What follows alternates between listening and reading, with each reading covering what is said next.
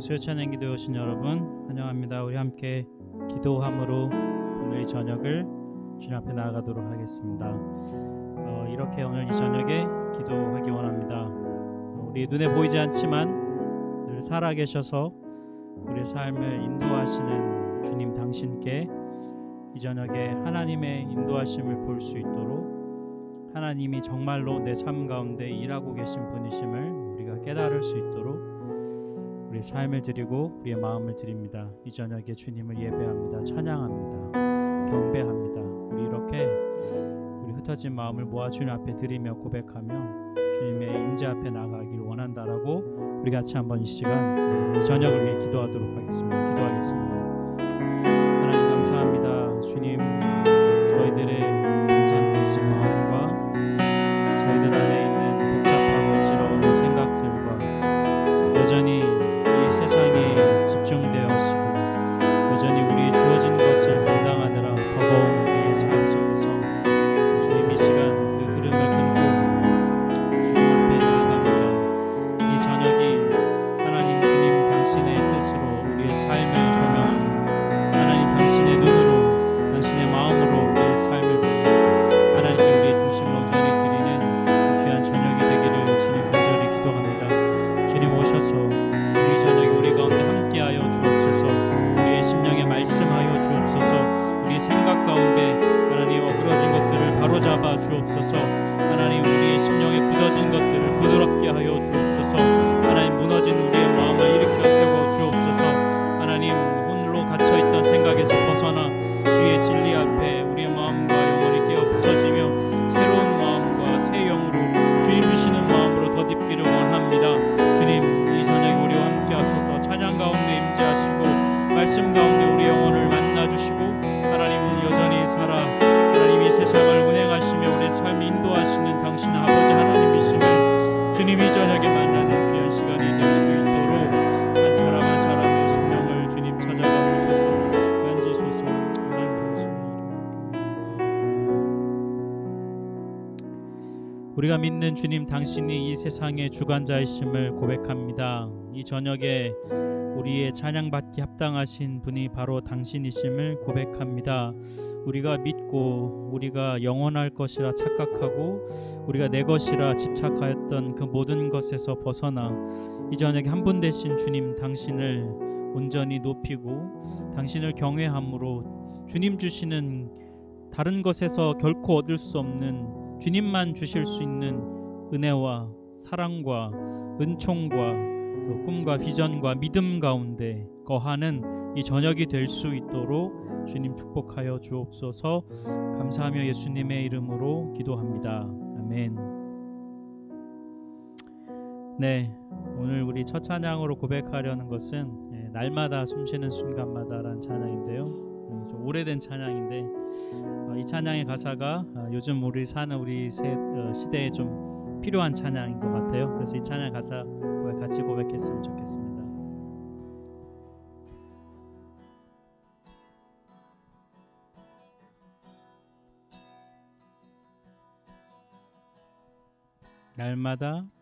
날마다 숨쉬는 순간마다 내 앞에 어려운 일 보내 주님 앞에 이 몸을 맡길 때 슬픔 내 두려움 한 번 더 고백합시다. 날마다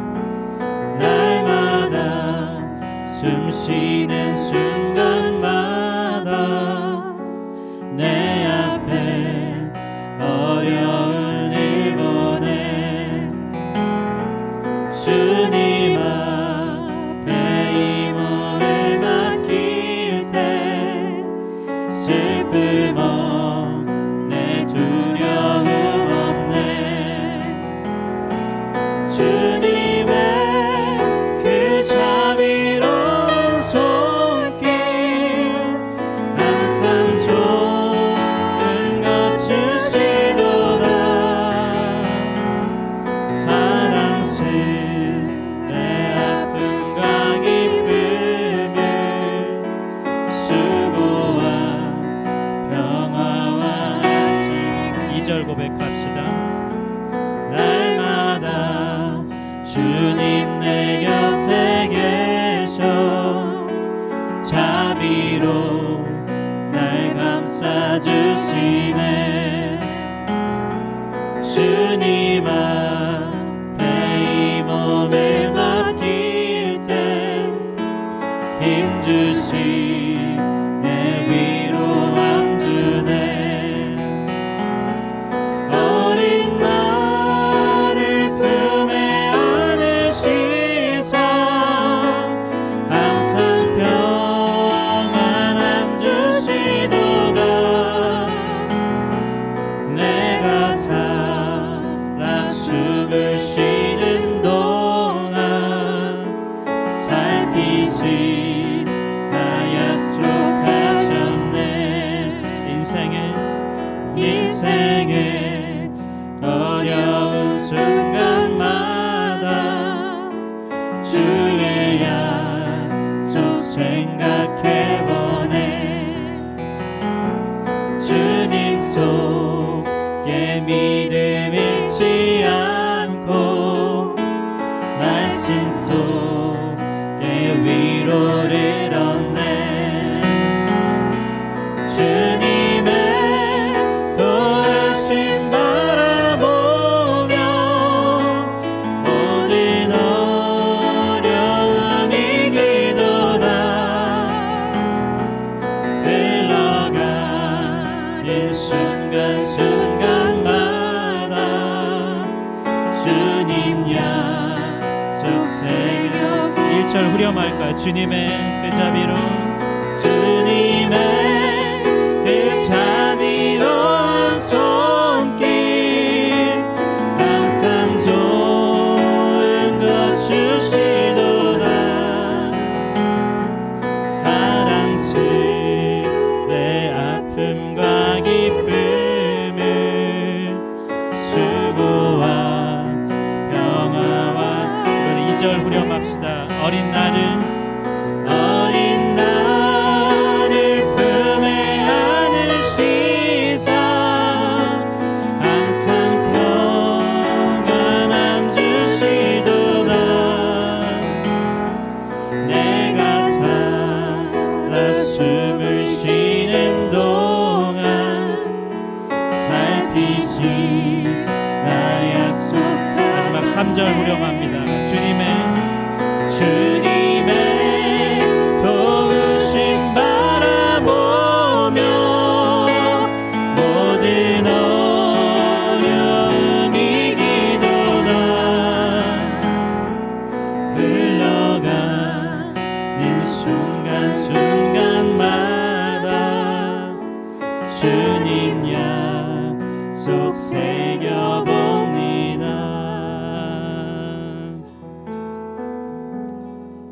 네, 이 고백처럼 주님 우리를 도우시는 분임을 우리 함께 고백합니다. 우리 주님께 감사의 찬양 함께 드리겠습니다.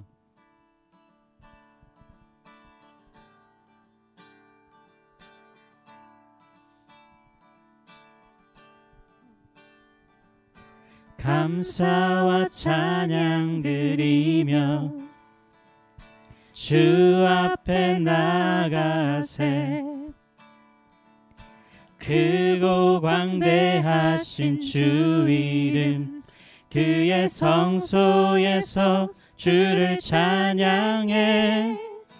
나팔 소리로 찬양하며 비파와 수금으로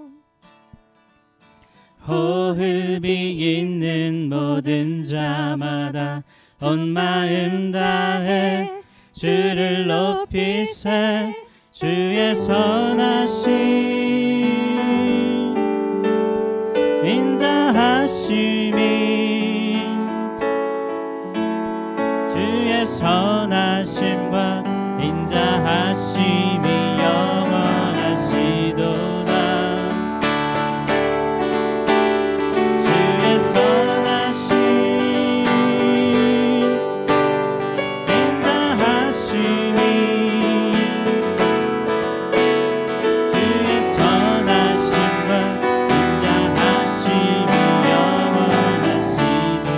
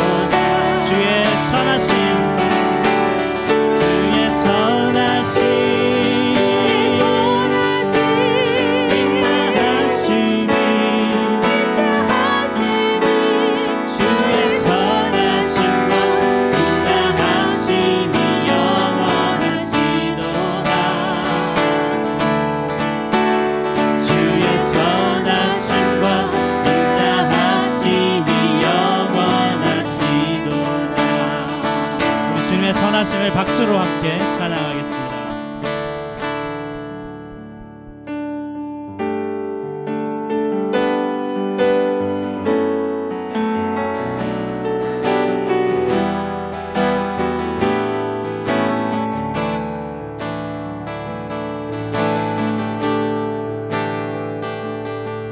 주의 이름 안에서 주의 성소로 가네.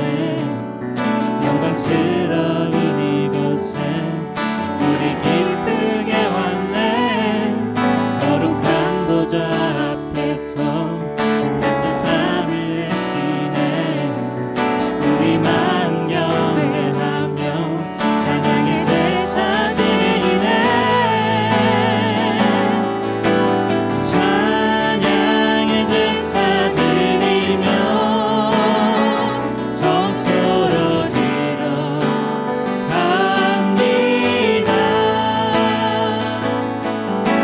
찬양의 제사 드리며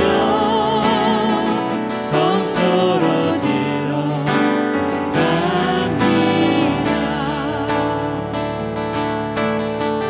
1절 다시 한번 하겠습니다. 주의 이름 안에서 주의 성소로 가네. 영광스러운 이곳에 우리 기쁘게 왔네. 거룩한 보좌 앞에서 따뜻함을 느끼네. 우리 마음 경외하며 찬양의 제사 드리네. 찬양의 제사 드리며 성소로 들어갑니다.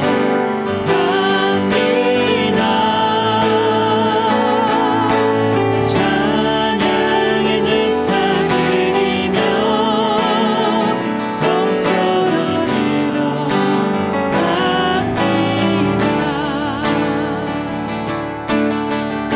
주의 말씀 주시고 주의 말씀 주시고 우리 감사드리네. 주의 날개 그늘미 우리 피난처 되네. 주의 길을 따르며 우리 주께 순종해. 우리 상황 속에서도 찬양의 제사 드리네.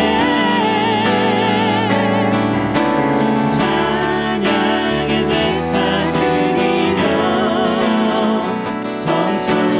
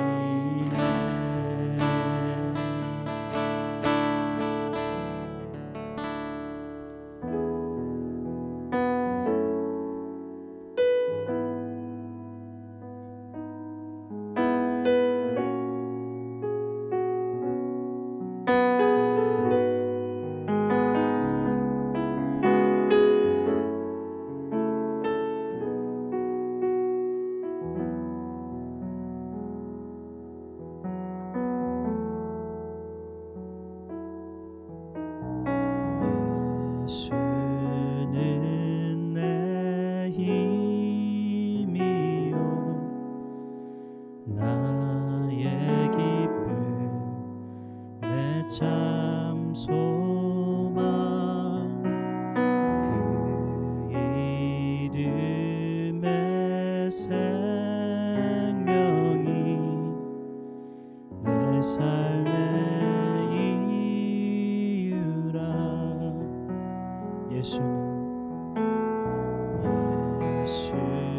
예수는 내 힘이요 나의 기쁨 내 참 소망 그 이름의 생명이 내 삶의 이유라. 오직 주만 따라갑니다. 오직 주만 높임 받으소서. 내 평생에 그 이름은 그의 선하심을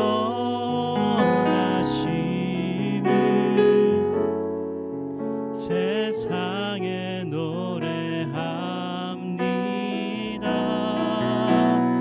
그 이름에 크신 능력 영원한 생명이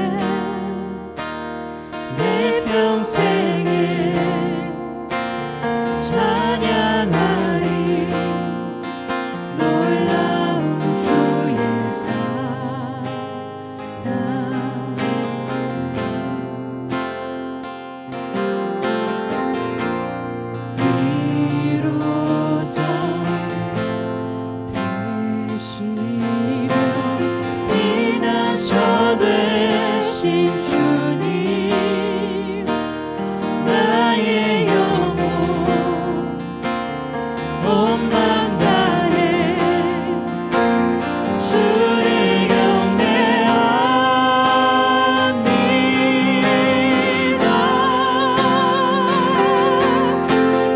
온 땅이여 주님께 외쳐라. 능력과 위엄의 왕 되신 주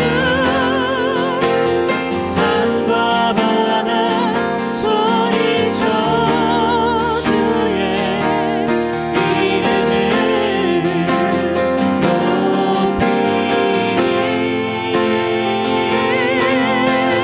수행하니 기뻐 노래하며 영원히 주님을 사랑하리라. 신실하신 주의 약속 나 받았네.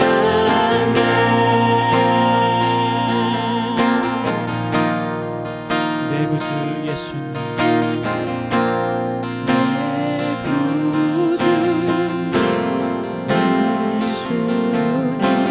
주 같은 분은 없네. 내 평생에 찬양하리 놀라운 주의 사랑.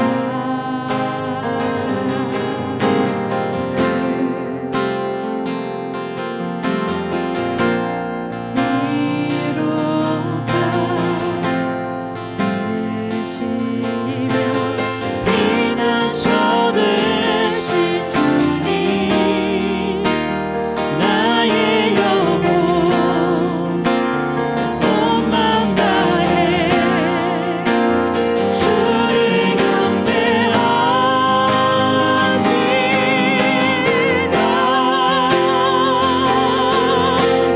온 땅이여 주님께 외쳐라.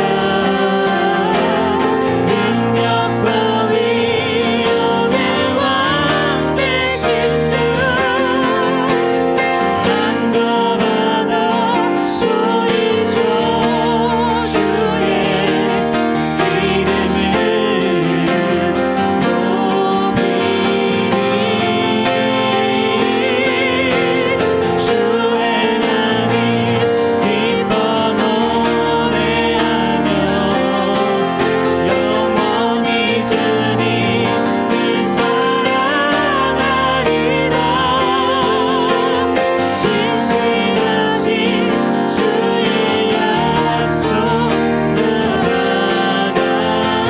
선포합시다. 온 땅이여 주님께 외쳐라. 능력과 위엄의 왕 되신 주 산과 바다 소리쳐 주의 이름을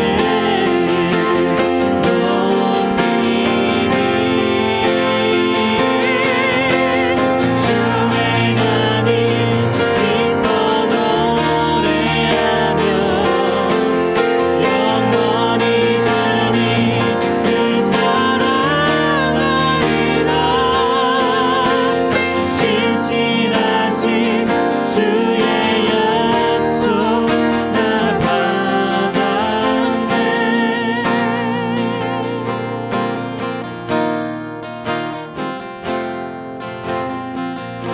함께 기도하겠습니다. 정말 주님의 신실하심, 주님의 선하심으로 우리가 이 자리에 있음을 고백합니다. 우리 이 시간에 그 주님을 향한 찬양의 고백, 감사의 고백을 이 시간 함께 같이 드리며 주 앞에 나가길 원합니다. 같이 기도하겠습니다.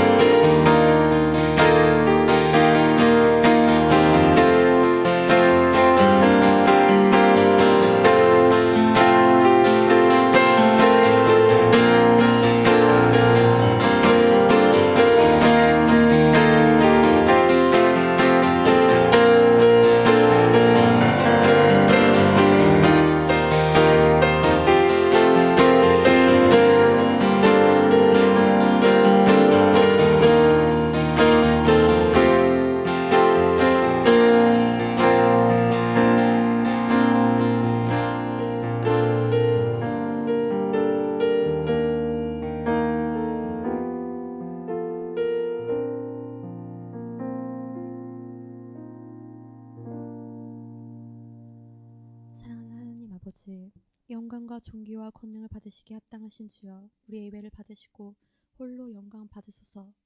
그 영광을 입은 우리가 주의 자녀로서 그 영광을 위해 살아가게 하시니 그 은혜가 얼마나 큰지요. 우리 안에 정직한 영을 세우사 주 은혜 없이는 살 수 없음을 삶으로 고백하게 하소서. 이 땅에는 코로나19와 가난과 궁핍, 약탈, 탐욕, 시기, 질투, 비움, 분열, 분쟁, 정쟁, 성적 타락, 음란물 중독, 인권과 자유로 보장된 동성애 등 하나님의 정의와 공의가 퇴색되고 진리가 외면당하고 있습니다.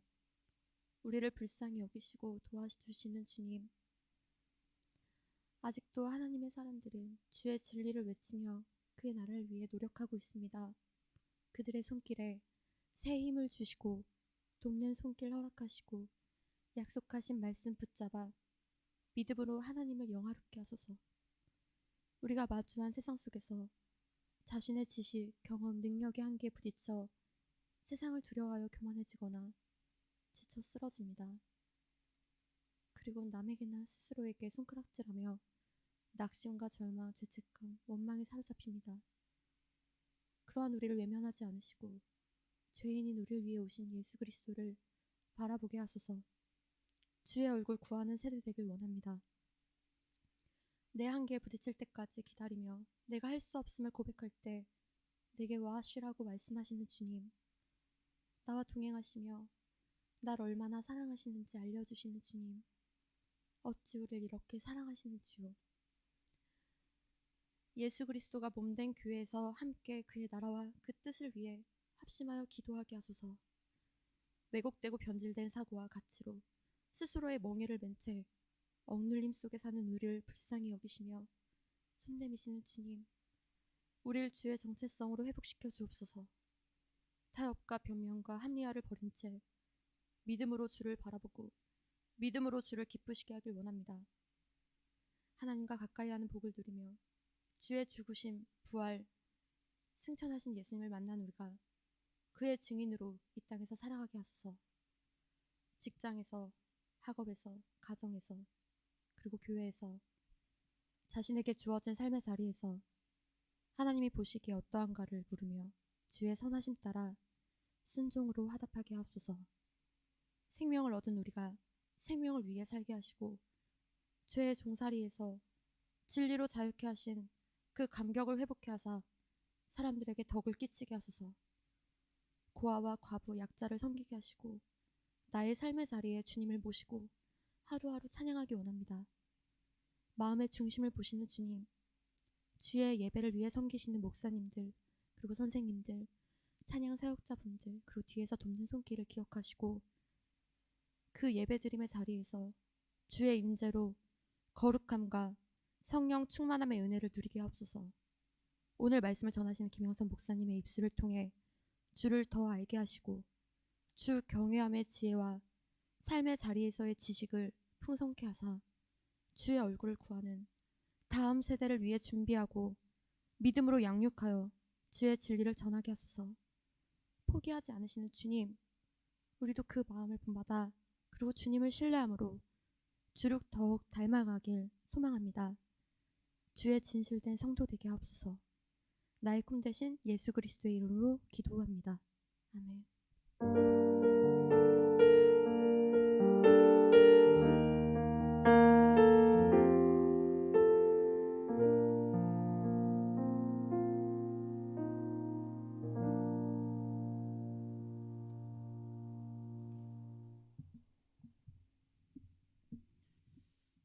제 카메라에 똑바른가요? 지금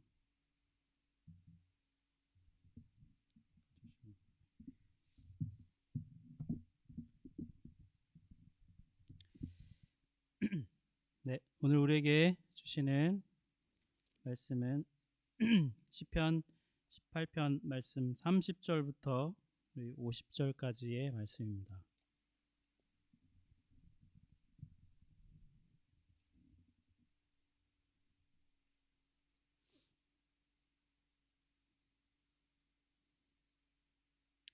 시편 18편 30절부터 50절까지 말씀을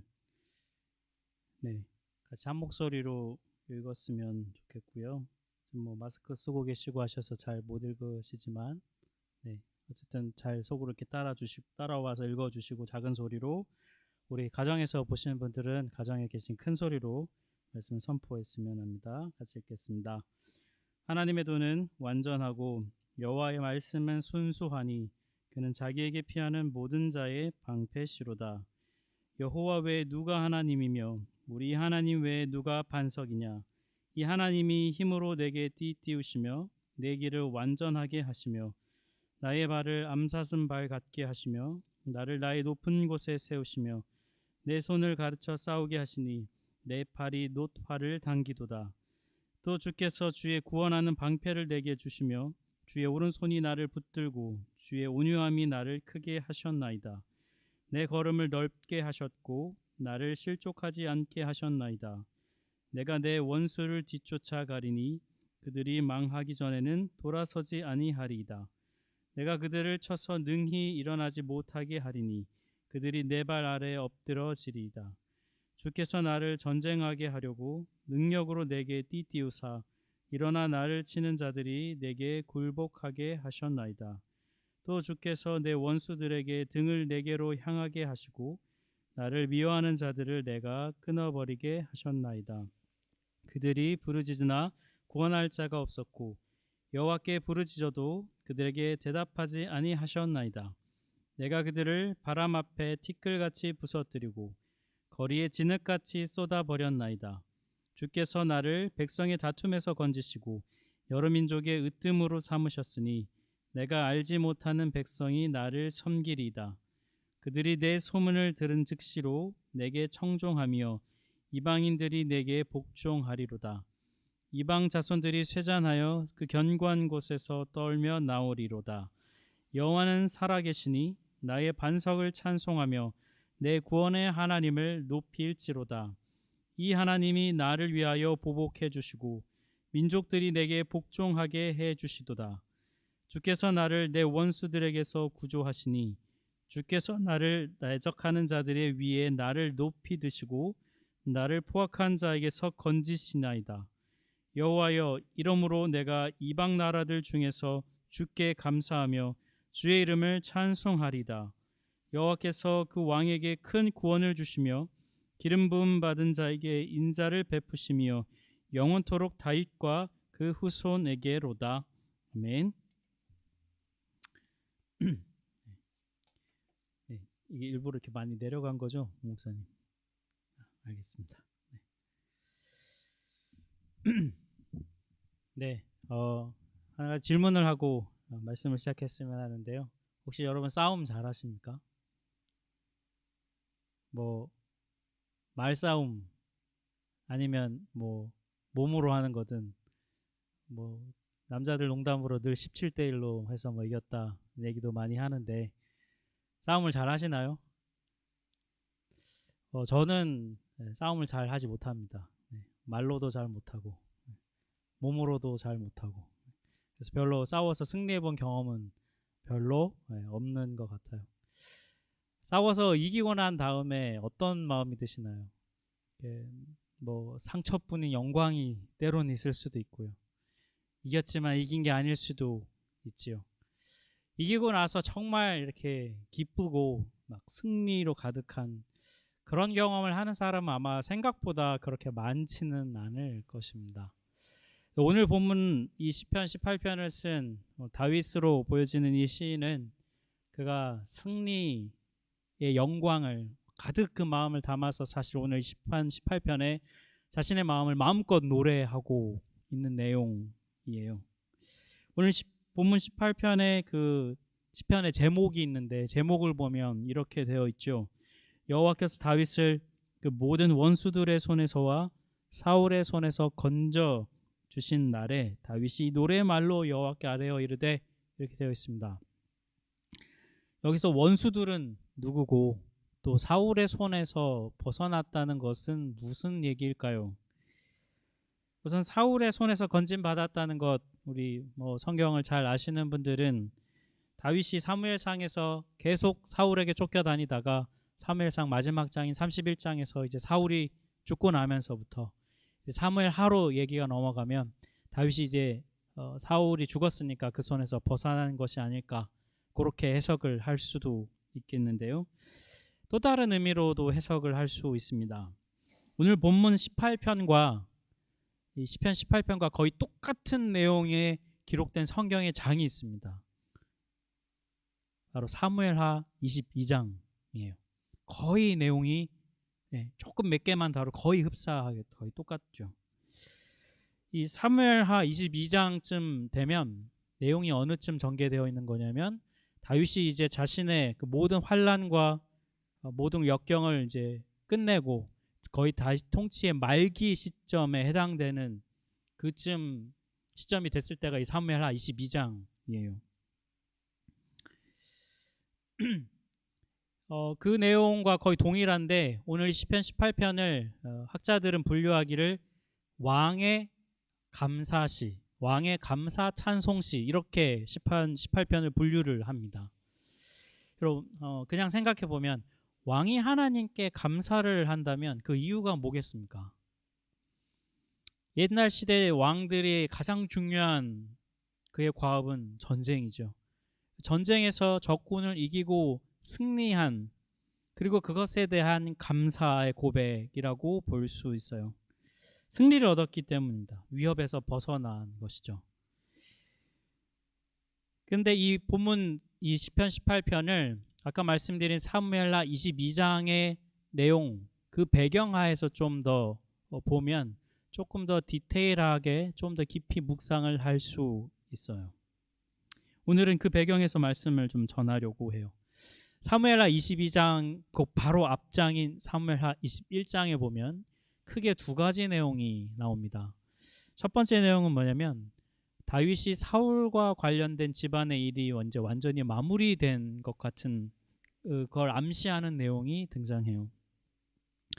여러분 그 이스라엘 백성들 사이에서 가나안 백성으로서 합법적으로 거주했던 족속이 있습니다. 네, 기억하시나요? 세 글자.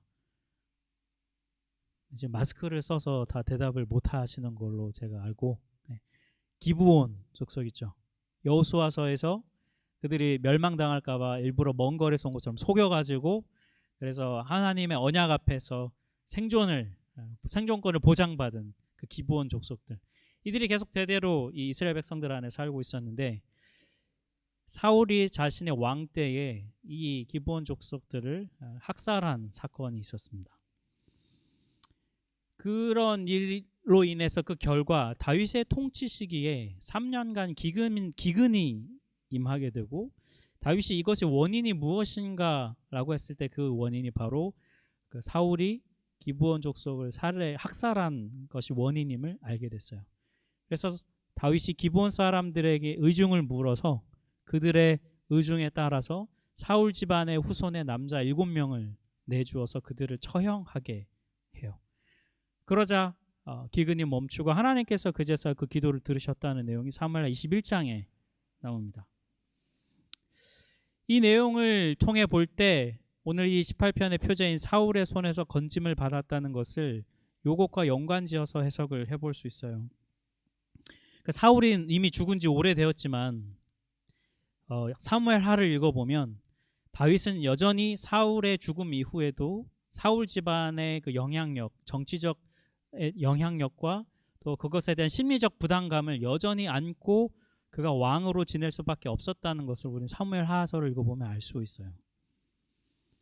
그런데 이 21장 사건을 통해서 이제 사울 왕가의 집안이 완전히 하나님의 어떤 심판을 받게 되는 상징적인 그 사건이 나오고 그래서 이제 완전히 거기로부터 이제 벗어나게 된 그 짐을 완전히 벗어버린 것으로 21장의 내용을 통해 우리가 해석을 할 수 있고요.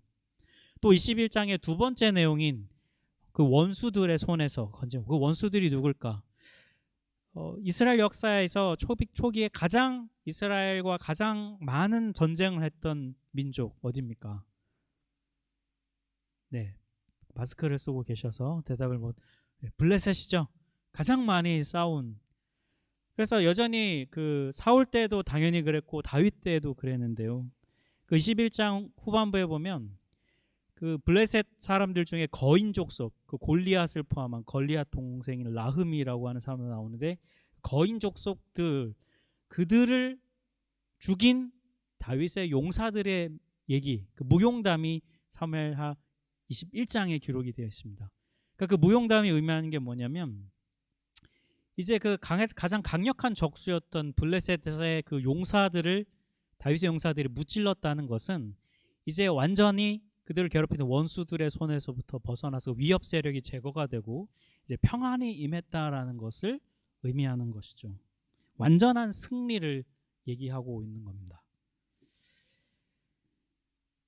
게다가 이제 아까 앞에서 말씀드린 대로 다윗의 통치 말기예요. 다윗의 인생을 잘 아시겠지만 다윗이 밧세바를 간음한 그 사건 이후로부터 다윗의 집안에는 정말 형제들 간의 피비린내 나는 역사와, 그리고 아들 압살롬의 반역과 세바라는 사람의 또 반역, 이런 여러 가지 바울이 통치 기간에 많은 고난과 역경을 그가 경험하고, 그 모든 것이 이제 다 완료된 시점이 어디냐면 바로 사무엘하 22장쯤 된다는 거예요.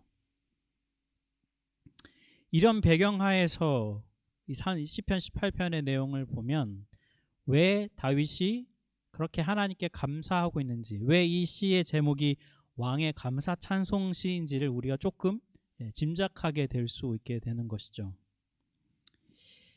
이 모든 환난과 어려움을 다 이제 극복하고 나서 오늘 다윗으로 보여주는 이 시인이 지난 과정을 한번 이렇게 떠올려 보는 거예요. 특별히 오늘 본문인 이 30절부터 35절의 내용을 보면 환난과 어려움을 이겨낸 그 자신의 모습이 어떠했는지를 이렇게 노래를 하고 있고요. 그리고 36절부터 45절까지의 내용을 보면 그가 전사로서, 하나님의 힘을 부여받은 전사로서 원수들을 어떻게 짓밟고 그들을 어떻게 이겼는지에 대한 내용을 막 이렇게 노래하고 있어요. 그러니까 이 30절부터 45절까지 내용을 쭉 이 시인이 노래하면서 마치 이런 거죠. 옛날에 그 있었던 험난한 세월을 지내왔던 그것들을 다 회상하면서 떠올리면서 이렇게 얘기하다 보면 아마 우리 상상해 보건대 이렇게 막 영상으로 막 지나가지 않겠습니까? 그리고 막 그때 이랬던 어떤 그 기억들, 정말 그 피부로 막 와닿는 어떤 그 경험들, 이런 것들이 이 시인의 고백 속에서 막 이렇게 흘러 지나가고 있는 거예요. 정말 만감이 교차하는 그런 감정들, 그가 이런 고백 속에서 이 30절부터 45절까지를 막 그가 지난날 회상하면서 고백을 하고 있는 거죠.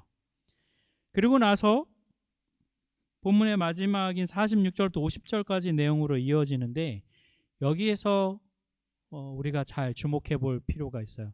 이제 시인의 시선이 예전에 회상했던 그 과거를 회상하다가 그 시선이 어디로 향하고 있냐면 이제 하나님을 향해 가고 있습니다. 앞에서는 왕으로서 승리자로 살게 하셨던, 원수를 막 무찌르고 했던 그 시절 자기 자신에게 시선이 막 머물러 있었는데요. 이제 46절부터는 그 시선을 들어서 하나님에게 시선을 집중하고 있다는 거예요. 그 이유가 뭔가 우리 46절 말씀을 한번 같이 읽어봤으면 좋겠습니다. 이게 핵심적인 오늘 본문의 내용이라고 볼 수 있는데요. 46절 말씀 우리 같이 한번 읽겠습니다. 여호와는 살아계시니 나의 반석을 찬송하며 내 구원의 하나님을 높일지로다. 네. 그가 막 그 회상하면서 만감이 교차하는 가운데 고백하고 난 다음에 하나님을 향해 시선을 집중하고 나서 한 첫 고백이 뭐냐면 여호와는 살아계신다는 겁니다. 이런 얘기입니다. 자신의 그 승리자로서 이 노래를 하면서 자신의 그 승리의 근원이 어디 있는지를 이렇게 막 그 승리의 고백과 회상하면서 고백하다 보니 그 승리의 근원, 자기가 승리자로서 여기 서 있을 수 있는 그 근원이 뭐냐면 바로 여호와의 살아계심이라는 거예요. 시인이 이걸 말하고 싶은 겁니다.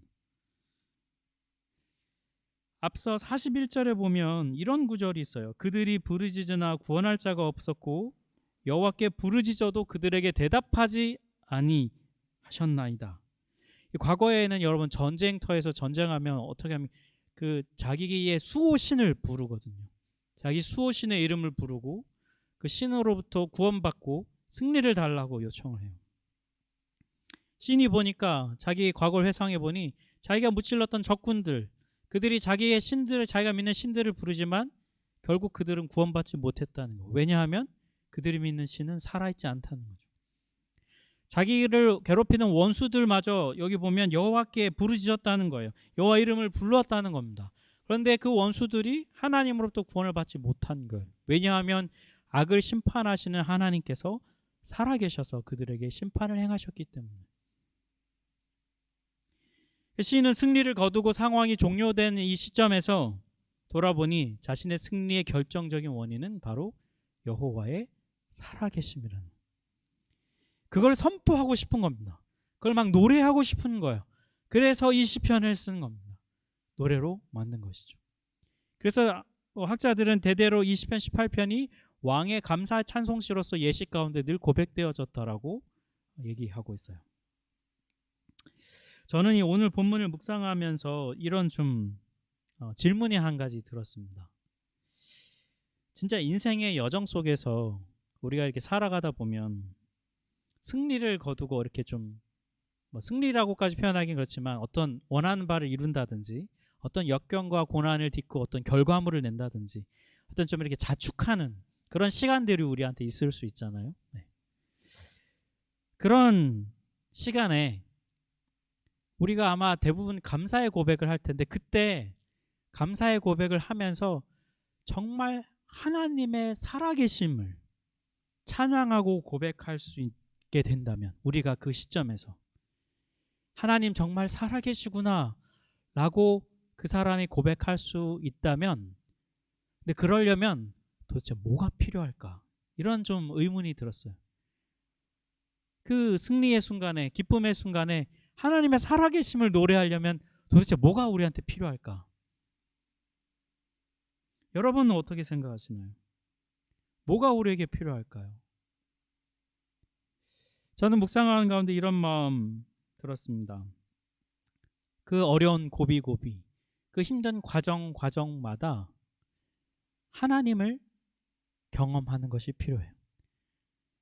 정말 하나님을 경험하는 게 필요합니다.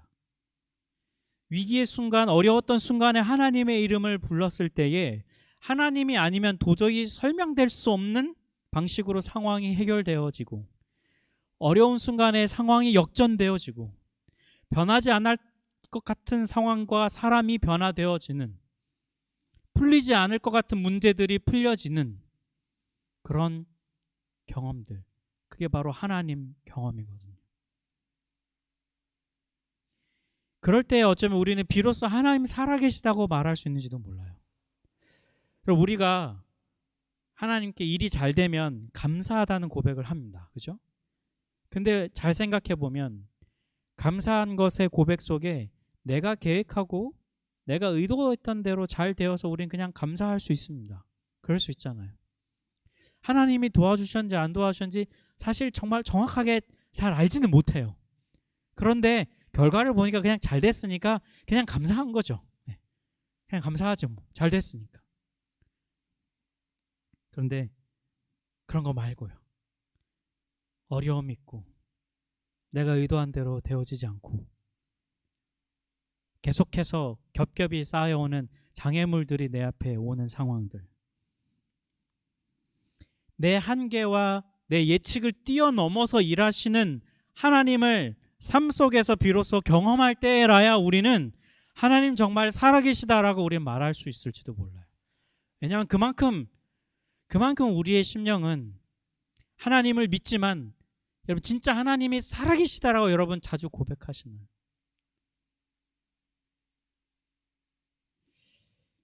저는 살면서 교회 안에서 저의 삶을 비롯해서 살아오면서 하나님 정말 살아계세요라고 고백한 얘기를 사실 그렇게 많이 들어보지 못했습니다. 감사하다는 얘기는 정말 많이 들어봤는데요. 하나님 살아계시구나라고 정말 감동의 진심의 고백을 담아서 그 승리의 순간, 어떤 결과물을 도출한 순간에 얘기하는 분들 사실 그렇게 많이 만나보지 못했던 것 같아요. 물론 그 감사하다는 고백 안에 이게 포함되어 있을 수 있지만요. 하나님이 살아계시다고 하는 이 고백은 하나님을 삶 속에서, 말씀 속에서, 기도 속에서 그 역경 속에서 주의 이름을 부르짖으며 하나님을 경험하는 사람들이 하는 고백이에요. 하나님 정말 살아계시다. 왜냐하면 그것은 우리의 예측과 한계를 넘어서 하나님의 일하신다는 걸 의미할 때가 훨씬 많기 때문이에요. 머리가 아니라 삶으로 이렇게 직접 하나님을 경험하게 될 때 여러분 우리의 믿음은 놀랍게 자랍니다. 그리고 정말 하나님을 의지하게 되고 하나님을 신뢰할 수 있게 되죠. 이런 점에서 이 오늘 시편 18편의 이 시인의 고백, 이 고백은 우리의 고백이 되어야 해요.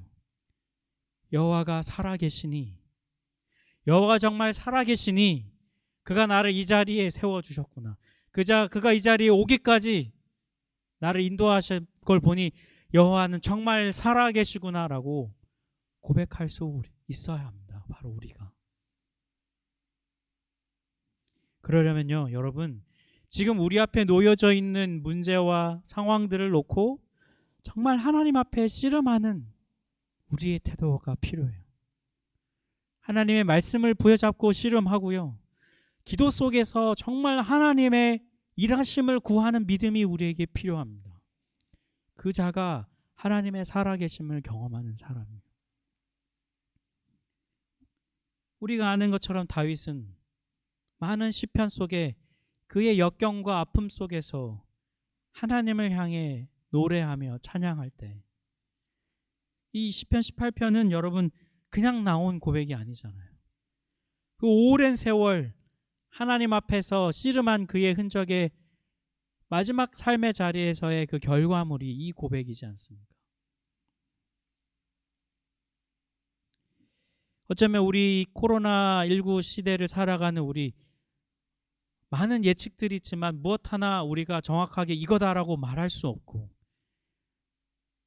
정말 미래를 쉽게 예측하기 정말 어려운 우리의 이 한계를 넘어섬을 살아가는 이 시대 속에서 우리에게 필요한 것은 이 시편의 저자처럼 하나님의 살아계심을 지금 이 삶의 순간순간에 경험하고 누리는 것이 필요해요. 여러분, 염려와 근심 가운데 파묻혀 있지만 말고 기도 부탁해요, 기도해 주세요 라고 말만 하지 말고 직접 기도하십시오. 직접 하나님 앞에 매달리세요. 왜 그렇게 하지 않습니까? 왜 그렇게 하나님 앞에 구하지 않습니까? 왜 하나님이 정말 살아계셔서 이 상황 가운데 일해달라고 믿음으로 구하지 않습니까? 왜 우리에겐 그런 믿음이 없습니까? 지금은 그렇게 해야 할 시대입니다. 하나님께서 기도 속에서, 말씀 속에서, 상황 속에서 상황을 바꾸시고 내가 이렇게 되겠지라고 생각했던 것들을 넘어서 다르게 일하시고 하나님이 아니면 설명할 수 없는, 하나님의 일하심이 아니면 우리가 뭐라고 말할 수 없는 그런 결과들을 삶 속에서 누리고 경험할 때 하나님 살아계시구나 깨닫는 우리가 될 수 있어요. 시편 18편은 그런 삶으로 우리를 초대하고 있습니다. 다윗은 그런 삶을 살았던 사람. 다윗은 미친 척하면서 침을 질질 흘리면서 목숨을 부지하려고까지 애를 써야 했던 그런 사람이에요. 그런 사람이 승리자로서 한 이 고백 속에는 하나님 앞에 나아가서 자신의 삶을 놓고 씨름했던 그 흔적들이 이어져서 오늘 18편이 나온 겁니다. 우리도 이런 고백을 하기를 원합니다. 진짜 이 고백이 우리의 고백이 되길 원해요. 하나님은 살아계시니, 여호와는 살아계시니 나를 구원하셔서 나를 이 자리에 세우시는구나. 내가 그 주님을 경외하고 내가 그 주님을 신뢰하고 내 삶의 순간순간에 하나님의 일하심을 경험하고 누리며 살아가는 우리가 되기를 원한다라고 이 18편을 통해 고백하는 저와 여러분 되기를, 우리 성도님들 되기를 간절히 원합니다. 우리 같이 찬양하겠습니다.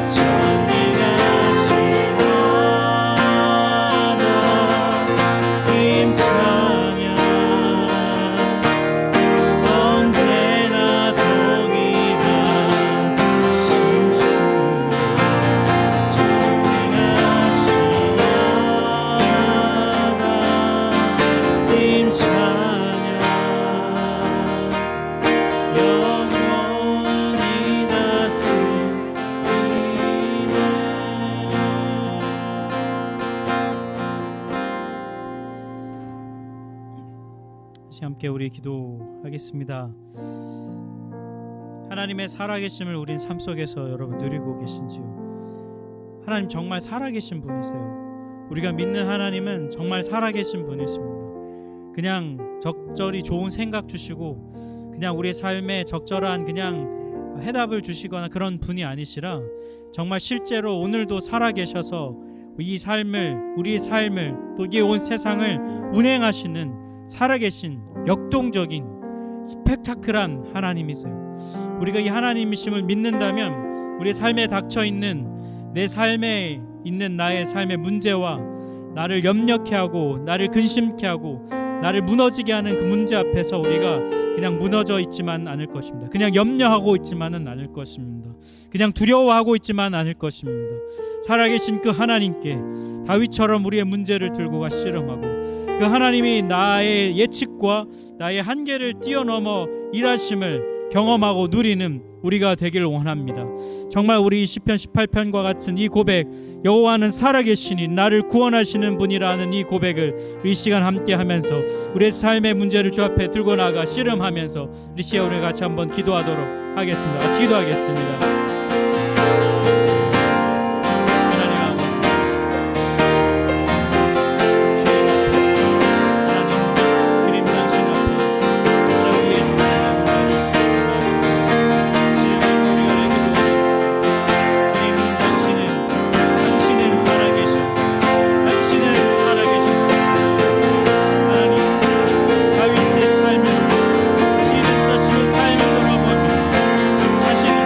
승리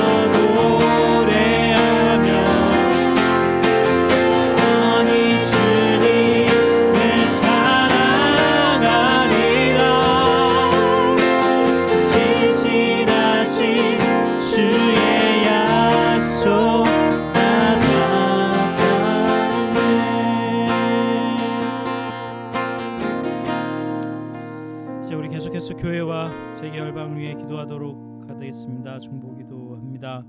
우리 주일 1부, 2부 예배가 지난주 때 생겼습니다. 우리 1부 예배를 통하여서 흩어진 마음들이 모이고 정말 우리 교회 비전을 위해 가장 실행하는 첫 번째가 예배하는 공동체이지요. 정말로 여러 가지 이유로 예배하는 마음이 많이 이렇게 그 열망이 줄어든 시대일 수도 있습니다. 정말 우리 1, 2부 예배하면서 예배하는 공동체로서 우리가 회복되어지고 세워져 갈 수 있도록 회복의 시작에 예배가 있음을 기억하고 나아갈 수 있도록 기도했으면 좋겠고요. 두 번째는 우리 분립개척을 진행해가는 과정 가운데 있는데 우리 이제 분립할 교회를 선정해가는 과정 속에서 한 교회와 컨택이 되어서 우리 6월 달에 초에 미팅이 있습니다. 아직 정확하게 정해진 건 아무것도 없는데 우리 교회 선정 과정들이 잘 진행되는 것이 우리 분립개척 과정의 참 중요한 요소인데 이 과정을 위해서 우리 교회와 잘 소통이 될 수 있도록 또 교회 선정이 잘 이루어질 수 있도록 우리 좀 기도해 주셨으면 좋겠고요. 우리 어려움에 처한 성도들이 있습니다. 여러분 기억하시는 분들, 나시는 분들 위해 기도해 주시고 특별히 기도할 것은 이제 몇 시간 후면 한국에 있는 우리 양지영 성도님의 우리 딸인 우리 환희가 우리 모야모야병 수술을 합니다. 참 난치병이고요. 그렇지만 일단 수술이 성공적으로 되는 것이 1차적으로 참 중요하기 때문에 우리 몇 시간 뒤에 하는 우리 양지영 성도님의 딸인 환희를 위해서 수술이 잘 이루어질 수 있도록 기도해 주셨으면 좋겠고요. 우리 세상과 선교 위해 기도하겠습니다. 우리 선교 컨퍼런스 있습니다. 제3회 선교 컨퍼런스 6월 5일부터 7일까지 있습니다. 우리 마을 선교 분립개척을 중심으로 하려고 하는데 잘 준비되어지고 이 시기를 통해 우리 교회에 하나님 주신 비전들을 함께 성도들이 확인하는 시간 될 수 있도록 선교 컨퍼런스 위해 기도해 주시고요. 우리 코로나 바이러스 사태가 정말 이 사태를 위해서 기도해 주셨으면 좋겠습니다. 치료제가 잘 개발될 시기가 좀 앞당겨지는 것이 가장 현실적인 필요책인데 그걸 위해 기도해 주셨으면 좋겠고요. 우리 선교사님들이 있습니다. 김성기 선교사님, 장기선 윤순혁 선교사님, 또 우리 헵스타인에서 사역하신 우리 이혁 목사님, 문문건 선교사님, 이 기도 제목들 위해서 교회와 선교를 위해서 이 시간 우리 기도 제목 놓고 함께 기도하신 이후에 계속해서 개인 기도하는 시간 갖도록 하겠습니다. 기도하겠습니다.